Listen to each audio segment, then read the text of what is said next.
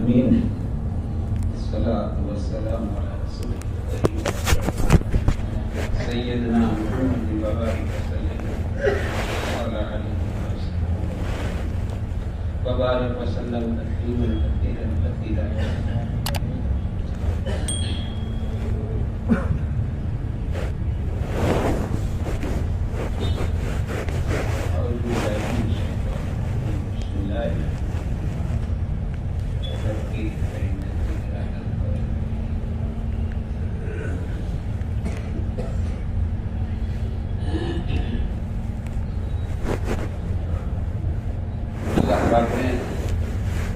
دعوت کی مبارک محنت عطا فرمائی ہے.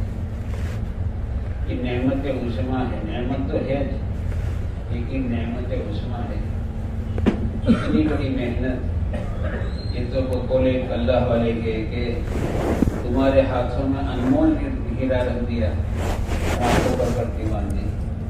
وہ آدمی کو پتا نہیں کہ میرے ہاتھ میں کتنا انمول ہیرا. ایسا اللہ نے کام دیا ہے. ہم ایک بار نظام الدین میں بیٹھے تھے, ہمارے بڑے بزرگ سے کہیں انتقال کر کے تو فرماتے تھے کہ اللہ پاک نے اس محنت پر پردہ ڈال کے رکھا ہے. میں کہتا ہوں آج بھی محنت پر پردہ ہے. جیسے کہ جمعہ کے دن ایک گھڑی ہے جس میں دعا ہوتی ہے, اللہ پاک نے پردہ ڈال دیا. پہلی صف میں نماز پڑھنا, اس پر اللہ پاک نے پردہ ڈال دیا. سبھی قدر پر اللہ پاک نے پردہ ڈال دیا. ایسی اس محنت پر اللہ پاک نے پردہ ڈال دیا. جس دن اللہ تعالیٰ پردے کو ہٹا دے گی تو اس محنت کے کرنے کے لیے لوگوں کی لائنیں لگ جائے گی. تشکیل نہیں کرنی پڑے گی, لائنیں لگیں گی. شاید گجرات کی آخری حاضری تھی وہ حضرت نیازی مہراب صاحب جو حضرت مولانا الیاس رحمۃ اللہ علیہ کے ساتھی, ان کی وہ مجلس تھی.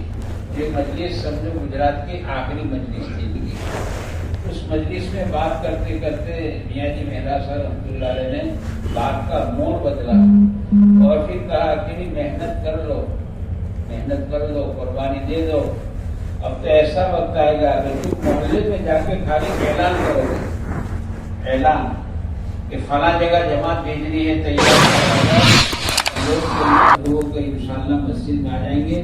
تمہیں تشکیلیں نہیں کرنی پڑے. اب تو وہ وقت آئے گا انشاءاللہ, اللہ پاک ہٹا دیں گے. ابھی تو کہتے اللہ پاک نے محنت پر پردہ ڈال کے رکھا ہے. باقی اللہ نے بہت اونچی محنت عطا فرمائی ہے. بس اللہ ہمیں اس کی قدر جانے کی توفیق عطا فرمائی. ایسی محنت عطا فرمائی ہے جس میں اللہ پاک نے اپنے مبارک دین کو پوری دنیا میں زندہ کرنے کی تاثیر رکھی. محنت خالی برائے نام نہیں, اجر اپنی جگہ پر ہے. بے شک ہم اجر کے محتاج ہیں, لیکن مسئلہ خالی اجر کا نہیں ہے, اجر ثواب کا نہیں ہے. مسئلہ تو یہ ہے کہ اللہ پاک نے اتنی بڑی محنت کی. اس محنت کے ذریعے جیسے قرآن کریم نے اللہ پاک نے اعلان کر دیا, ہم دین حق کو ادیان باطلہ پر غالب کر کے چھوڑیں گے. اللہ کا فیصلہ, اٹل فیصلہ اللہ کا ہے. ہم دین حق کو ادیان باطلہ پر غالب کر کے چھوڑیں گے. گویا اس دنیا میں ایک دن آنا ہی آنا ہے. ایک وقت آئے گا کہ اس پوری دھرتی پر انشاءاللہ اسلام ہوگا. اور پھر اللہ نے تاثیر رکھی ہے, دوسری تاثیر کہ اللہ تعالیٰ اس محنت کی برکت سے دنیا کے باطل کو ختم کر دے گی انشاءاللہ. اس لیے عمر فرماتے تھے رضی اللہ تعالیٰ عنہ, باطل کو خاموشی سے مارو, اس کے تذکرے مت کرو زیادہ. خواجہ معصوم رحمۃ اللہ علیہ فرماتے ہیں کہ باطل کے جتنے تذکرے کرو گے نا اتنا باطل بڑھے گا, گھٹے گا نہیں. باطل کے تذکرے مت کرو, باطل کو خاموشی سے مارو, باطل کو خاموشی سے مارو. اس کے تذکرے زیادہ کہتے ہیں اللہ کے غیر کی برائی کا تذکرہ جو ہے نا یہ دل کی بہت بڑی بیماری ہے. جیسے دل کی بہت ساری بیماریاں ہیں, ایک بیماری یہ ہے کہ اللہ کے غیر کی اس کی برائی کے تذکرے, اس نے یوں کیا, اس نے نہ کسی سے کچھ نہیں ہوا, ایک اللہ ہی نے کیا ہے. ایک اللہ ہی کر رہے ہیں اور ایک اللہ ہی کریں گے انشاءاللہ. اللہ کرنے والی ذات ایک اکیلے اللہ کی ہے، کسی سے کچھ نہیں ہے۔ باطل کا تذکرہ، باطل کی بڑائی کا تذکرہ، یہ تو دل کی بیماری ہے۔ اور دل کی بیماری کہتے ہیں، دل کی بیماری جو ہے نا، یہ جسمانی بیماری زمین کے 2 گز نیچے لے جاتی، زیادہ نہیں۔ وہ آدمی مر گیا تو زمین کے نیچے چلا گیا، 2 گز نیچے چلا گیا، لیکن کہتے ہیں دل کی بیماری جو ہے نا، یہ جہنم کی تہہ پہ لے جاتی ہے، عمران کہتے ہیں عمران۔ اور اللہ پاک نے جہنم ایسی بنائی ہے کہ جتنے عمران میں جاؤ عذاب بڑھتا ہی جاتا، عذاب بڑھتا ہی جاتا۔ اس کہتے ہیں منافقین کی جہنم جو ہے وہ کافروں کی جہنم کے بھی نیچے ہے، جتنے عمران میں جاؤ عذاب بڑھتا جاتا ہے۔ کہ دل کی بیماری یہ تو جہنم کی تہہ میں لے جاتی ہے۔ اس لیے ہمیں اللہ کی بڑائی، جیسے کہا اللہ کی بڑائی کے خوب تذکرے کرنے چاہیے۔ اللہ کی بڑائی، اللہ بڑے ہے، اللہ بڑے ہے، کرنے والی ذات ایک اکیلے اللہ کی ہے۔ اللہ سب سے بڑی طاقت والے ہے کہ دنیا کی ساری طاقتیں، مولانا عمر صاحب رحمۃ اللہ علیہ فرماتے تھے، دنیا کی ساری طاقتیں جو ہے نا وہ اللہ کی طاقت کے سامنے ہیج ہے۔ ہاں، اللہ اتنی بڑی طاقت والے ہے، اللہ کے خزانے افوت ہے۔ سب دیکھو، دنیا میں کروڑوں ابدوں انسان ہے، ہر ایک کا چہرہ الگ الگ واقعی اللہ کی پہچان ہے۔ اسے اللہ پاک قرآن کریم میں کہتے ہیں کہ ہم نے دنیا میں زمین اور آسمان کے درمیان ایسی نشانیاں چھوڑی ہے جس سے انسان ہمیں پہچانے، ایک نہیں انیک بے شمار نشانیاں۔ تو کہ اللہ پاک نے ہر انسان کا چہرہ الگ الگ۔ مولانا عمر صاحب رحمۃ اللہ علیہ فرماتے تھے، روزانہ دنیا میں 3 لاکھ بچے پیدا ہوتے ہیں، ایوریج، کم زیادہ، روز ایوریج 3 لاکھ بچے۔ تو آپ انداز لگاؤ، اللہ کے خزانے سے روزانہ 3 لاکھ ماڈل سپلائی ہوتے ہیں الگ الگ۔ تو اللہ کے خزانے، ماڈل کے خزانے، اللہ کے خزانے میں ماڈل کے خزانے کتنے ہو گیا؟ آپ انداز لگاؤ، روزانہ 3 لاکھ، ہر ایک کو 2 آنکھیں دے رہے ہیں۔ آپ نے کبھی نہیں سنا کہ بے شارٹیج ہے اب تو 1 آنکھ دیں گے، نا، ہر ایک کو اللہ 2 آنکھ دے رہے ہیں، ہر ایک کو 2 کان دے رہے ہیں، ہر ایک کو 2 ہاتھ دے رہے ہیں، ہر ایک کو 2 پاؤں دے رہے ہیں۔ تو اللہ کے خزانے کیسے ہوں گے؟ بس اللہ ہمیں اپنی پہچان نصیب فرما دے۔ یہ ہمارا مقصد زندگی ہے، الا لیعرفون، ہمارا مقصد زندگی ہے اللہ کو پہچانو، اللہ کو پہچانو۔ اللہ کیسی قدرت والے ہے، اللہ کے خزانے کیسے ابھوت خزانے ہے، کہتے ہیں اللہ کو پہچانا۔ یہ ہماری مقصد زندگی ہمارا ہے، اللہ کی پہچان۔ زمین کو دیکھ کر اللہ کو پہچانو، آسمان کو دیکھ کر اللہ کو پہچانو، پہاڑوں کو دیکھ کر اللہ کو پہچانو۔ بہت ساری نشانیاں اللہ نے چھوڑی ہے جس سے آدمی کو اللہ کی پہچان نصیب ہو جائے۔ میرا اللہ کتنی بڑی قدرت والا ہے، اللہ کی پہچان ہے۔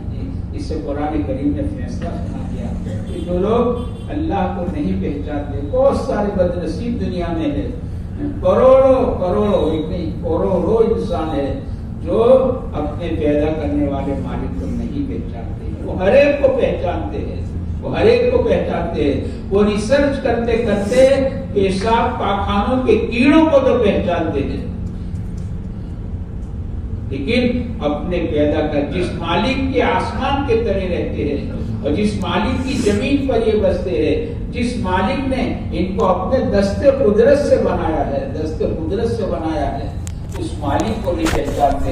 کہتے ہیں قرآن نے فیصلہ سنا ہے کہ یہ تو جانوروں سے بہتر ہے، جانور بھی اپنے مالک کو پہچانتا نہیں۔ کتا اپنے مالک کو پہچانتا ہے، بکری اپنے مالک کو پہچانتی ہے، گائے بھیڑ بھینس اپنے مالک کو پہچانتا ہے۔ افسوس کہ انسان اپنے پیدا کرنے والے مالک کو نہیں پہچانتا ہے کہ میرا پیدا کرنے والا کون ہے، میرا پیدا کرنے والا کون ہے۔ تو ہماری ذمہ داری، ہمارا مقصد ہے کہ ہم دنیا میں چل پھر کر ہم لوگوں کو اللہ نے پہچان کرا۔ ہمارا مقصد ہے اسے نبی جو آتے تھے نا، تو نبی 3 کام کرتے تھے۔ ایک نبی جو ہے لوگوں کو اللہ کی پہچان کراتے تھے کہ لوگوں اپنے پیدا کرنے والے اللہ کو پہچانو۔ نبیوں کا 3 کام، یکساں دعوت، تمام نبیوں کی یکساں دعوت تھی کہ اپنے پیدا کرنے والے مالک کو پہچانو۔ اس لیے میاں مہراج صاحب رحمۃ اللہ علیہ فرماتے تھے کہ اللہ پاک نے نبیوں کو سب سے بڑا وظیفہ جو دیا، اللہ پاک نے نبیوں کو سب سے بڑا وظیفہ دیا ہے کہ لوگوں کو اللہ کی پہچان کراؤ، لوگوں کو اللہ کی پہچان کراؤ، اللہ کتنی بڑی قدرت والے ہے، اللہ کیسی طاقت والے ہے، اللہ کی پہچان کراؤ۔ نبیوں کو سب سے بڑا وظیفہ اللہ تعالیٰ نے دیا، اور نبیوں کی دعوت جو تھی کہ نبی لوگوں کو آخرت سمجھاتے تھے۔ آخرت، موت کیسی ہے، قبر کیسی ہے، قیامت کسے کہتے ہیں، قیامت کیسی ہے، صراط کیسا ہے، جنت اور جنت کی نعمتیں، جہنم کے عذابات، کہتے ہیں نبی جو ہے نا لوگوں کو آخرت سمجھاتے تھے، آخرت، اور نبی جو ہے لوگوں کو مقصد زندگی سمجھاتے تھے کہ تمہارا مقصد زندگی کیا ہے، لوگوں اللہ کی پہچان کرانا اور لوگوں کو آخرت سمجھانا اور زندگی گزارنے کا راستہ بتانا کہ لوگوں تمہارا زندگی گزارنے کا راستہ کیا ہے، کہ جس راستے پر چل کر تم کامیابی کے ہمکنار ہو جاؤ گے۔ یہ 3 دعوت ہر نبی کی کامن ہے۔ اب چونکہ ہم پیارے نبی صلی اللہ علیہ وسلم کی امت میں ہے، ہم پیارے نبی صلی اللہ علیہ وسلم کی امت میں ہے، تو ہمارا بھی یہی کام ہے، ہم خاتم النبی کی امت ہے۔ اب قیامت تک نبی کوئی نہیں آئیں گے، نبیوں کا آنے کا دروازہ اللہ نے بند کر دیا ہے، انسانوں کا آنے کا دروازہ قیامت تک کھلا ہے، انسانیت قیامت تک آتے رہے گی، نبیوں کا آنے کا دروازہ بند کر دیا ہے۔ اب یہ قیامت تک آنے والی انسانیت کو اللہ کی پہچان کون کرائے گا؟ جو نبی کراتے تھے۔ یہ قیامت تک آنے والی انسانیت کو آخرت کون سمجھائے گا؟ جو نبی سمجھاتے تھے۔ یہ قیامت تک آنے والی انسانیت کو زندگی گزارنے کا راستہ کون بتائے گا؟ جو نبی بتاتے تھے، اور نبیوں کا آنا بند ہو چکا ہے، لیکن انسانوں کے آنے کا دروازہ کھلا ہے۔ یہ تو قیامت تک آتے رہے گی، یہ تو ظلم ہو جائے گا کہ نبیوں کا آنے کا دروازہ بند کر دیا، انسانوں کے آنے کا دروازہ کھلا رکھا، اور ان کا کوئی انتظام نہیں۔ یعنی اللہ ایسا نہیں کرتا، اللہ بڑے رحیم ہے، اللہ بڑے کریم ہے، اللہ تعالیٰ سینکڑوں معاملے سے زیادہ مہربان ہے، کہتا اللہ کی طرف سے نظام ہے کہ اس امت کو، یہ خاتم النبیین کی امت ہے، خاتم النبی کی امت ہے، اس امت کو اللہ پاک نے نبیوں والے کام دے دیا۔ جو کام نبیوں کا تھا وہ کام اللہ نے اس امت کے حوالے کر دیا۔ تو ہمارا بھی مقصد ہے لوگوں کو اللہ کی پہچان کرانا، لوگوں کو زندگی گزارنے کا راستہ بتانا۔ اور انسانوں، ہمارے پیارے نبی صلی اللہ علیہ وسلم زندگی گزارنے کا راستہ لے کر آئے ہیں، اس راستے کو اپنا لو، تم کامیابی کے ہمکنار ہو جاؤ گے۔ ہماری ذمہ داری اور آخرت سمجھانا، یہ ہمارے ذمہ تینوں کام جو نبیوں کے کام تھے، وہ تینوں کام اس امت کے حوالے کیے ہیں۔ انسانوں کو قیامت آخرت سمجھانا اور اللہ کی پہچان کرانا، زندگی گزارنے کا راستہ بتانا۔ زندگی گزارنے کا راستہ جو ہمارے نبی لے کر آئے ہیں، اس راستے کو اپنا لو تو انشاءاللہ کامیاب ہو جاؤ گے۔ یہ ہماری ذمہ داری ہے، یہ ہمارا جرم ہوا ہے میرے دوستوں کہ ہم نے دنیا میں کتنے 550 کروڑ 600 کروڑ اس سے کم زیادہ انسان ایسے ہے جو اپنے پیدا کرنے والے مالک کو نہیں پہچانتے۔ اب ان سے پوچھو کہ آپ کا پیدا کرنے والا کون ہے؟ جو کہتے ہیں کہ ہم تو پہلے بندر سے اور بندر میں سے انسان بنے ہیں۔ انہیں نہیں پتا ہمارا پیدا کرنے والا کون ہے، انہیں نہیں پتا ہم دنیا میں کیوں آئے ہیں۔ آپ پوچھو تو کہیں گے کھاؤ پیو مزے اڑاؤ، موت آوے تو مر جائے۔ ان کو کچھ پتا نہیں، بیچاروں کو ان کو کچھ پتا نہیں ہے کہ مرنے کے بعد کہاں جانا ہے۔ آپ پوچھو تو کہیں گے کہ ہم مر جائیں گے، ہمیں جلا دیا جائے گا، ہمیں راکھ بہا لی جائے گی، اس سے آپ کچھ نہیں جانتے۔ کہاں سے آئے ہو نہیں جانتے، کیوں آئے ہو نہیں جانتے، کہاں جانا ہے بیچارے نہیں جانتے۔ ایسے کروڑ انسان میرے دوستوں جی رہے ہیں اور مر رہے ہیں، اور اس کی ذمہ داری ہماری ہے، اس کے ذمہ دار ہم، یہ ہمارا مقصد تھا، ہم اللہ کی پہچان کراتے، زندگی گزارنے کا راستہ بتاتے، آخرت سمجھاتے، یہ ہمارا مقصدی زندگی ہے، ہم نے اپنے مقصدی زندگی کو بلایا ہے۔ اسے کہتے ہیں ایک بیوی دوسرا بچوں کے حق کا مسئلہ نہیں ہے، ہم نے تو میرے دوستوں پوری دنیا کی انسانیت کی حق تلفی کی ہے، یہ ہمارا جرم ہے، یہ جرم عظیم ہے، ہم نے انسانیت کی حق تلفی کی ہے، یہ ہمارا مقصد تھا۔ اس لیے اللہ کے راستے کی محنت ہے، دنیا میں چلنا پھرنا اور لوگوں کو اللہ کی پہچان کرانا، لوگوں کو اللہ کی پہچان ہو جاتی ہے تو پھر انسان انشاءاللہ صحیح انسان بن سکتا ہے، تو بھلا انسان بن جائے گا، بھلا اللہ کو پہچان لے تو بھلا انسان بن سکتا ہے، اگر انسان بھلا بن جائے گا تو انشاءاللہ دنیا میں امن و امان آ جائے گا، کہتے ہیں ہمارے پیارے نبی صلی اللہ علیہ وسلم ایسا دین لے کر آئے، ایسا کام لے کر آئے کہ جس میں حقوق بھی ہے اور حدود بھی ہے، دونوں باتیں ہیں، حقوق بھی ہے، آپ کو ہر چیز کا حق ملے گا، ہر چیز کا حق۔ ہمارے نبی ایسا دین لے کر آئے جس میں حقوق ہے، حدود ہے، ہر چیز کا حق، کپڑوں کا، ارے میلے کپڑوں کا بھی حق ہے، ایسا نہیں کہ میلے کپڑے نیچے کر کے ڈال دو پھینک دو، نا، میلے کپڑے کا حق ہے، اس کو ذرا گڑی کر کے رکھو، سر میں بال رکھتے ہو نا تو بالوں کا حق ہے، بالوں میں تیل ڈالو، ڈرائی ہیئر کے چکر میں مت مرو، بالوں کا حق ہے اپنے بالوں میں۔ اس طرح پیارے نبی صلی اللہ علیہ وسلم اتنا تیل ڈالتے تھے سر میں کہ ٹوپی کے نیچے بھی کپڑا رکھتے تھے اور وہ پورا کپڑا گویا تیل والا ہو جاتا تھا، تو حضور کتنا تیل ڈالتے تھے، حقوق ہے، پڑوسی کا حق ہے، ماں باپ کا حق ہے، بیوی کا حق ہے، ان کے ساتھ نرمی کا سلوک کرو، پڑوسی کا حق ہے، یا نبی اللہ فلاں عورت رات بھر نفلیں پڑھتی ہے، دن بھر روزے رکھتی ہے، لیکن پڑوسی کو ستاتی ہے، اللہ کے پیارے نبی نے فرمایا کہ ڈائریکٹ جہنم میں جائے گی، اگرچہ بعد میں نکالی جائے۔ پڑوسی کا حق، ہر ایک کا، جانوروں کا حق ہے، جانور پالتے ہو تو اس کا حق ہے، تو ہر ایک حقوق لے کر آئے، کہتے ہیں کہ دین انسانوں کے اندر آ گیا نا تو انسانیت حقوق والی اور حدود والی بنے گی، تو جو انسانیت حقوق والی حدود والی بنی تو دنیا میں امن و امان آ جائے گا۔ ساری لڑائیاں کاہے کی ہے، اور ساری لڑائی اسی کی ہے، دنیا میں انشاءاللہ امن و امان آ جائے گا۔ اللہ نے ہمیں میرے دوست ایسی محنت ادا فرمائی ہے، ہم اپنے مقصد پر آ رہے ہیں، ہم نے اپنا مقصد بھلایا ہے، بلکہ اس کے بھولنے کو بھی بھول کر ایسے امن دیا، اس کے بھولنے کو بھی بھول چکے کہ امت کا جرم عظیم ہے، امت کا یہ جرم عظیم ہے۔ 3 بڑی چوک امت سے ہوئی ہے، 3 چوک، اور 3 کا نتیجہ نقصان ہوتا ہے۔ ڈرائیور سے چوک ہو گئی تو یہ ہو گیا، ڈرائیور سے چوک ہو گئی تو چوک کا نقصان ہوتا ہے۔ 3 چوک اس امت سے ہوئی، اس نے اپنا مقصد زندگی کو بھلا دیا ہے۔ ہمارا مقصد زندگی کیا ہے، ہم کون ہیں، کیوں آئے ہیں، ہمارا مقصد زندگی کیا ہے؟ میری زندگی کا مقصد تیرے دین کی سرفرازی، میں اسی لیے مسلمان، میں اسی لیے نمازی، یہ ہمارا مقصد زندگی۔ ایک چوک ہوئی، اپنا مقصد زندگی کو بھلا دیا۔ ہمارا مقصد زندگی کیا ہے، ہم دنیا میں کیوں آئے ہیں؟ اور کہتے اس امت میں جو ہے نا جان اور مال کو اپنی ملک سمجھی ہے، یہ چوک ہوئی ہے۔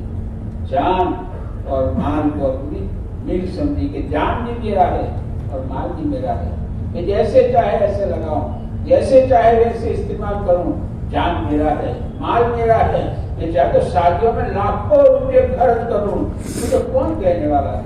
جان میرا، مال میرا ہے۔ یہ کہتے امت کی چھوٹ ہوئی ہے، امت کی چھوٹ ہوئی ہے۔ اس سے ہمارا جو 6واں نمبر ہے تفریح کے وقت، کہتے اس سے چاہا جاتا ہے کہ امت کو جان مال کی غلط فہمی سے نکالو۔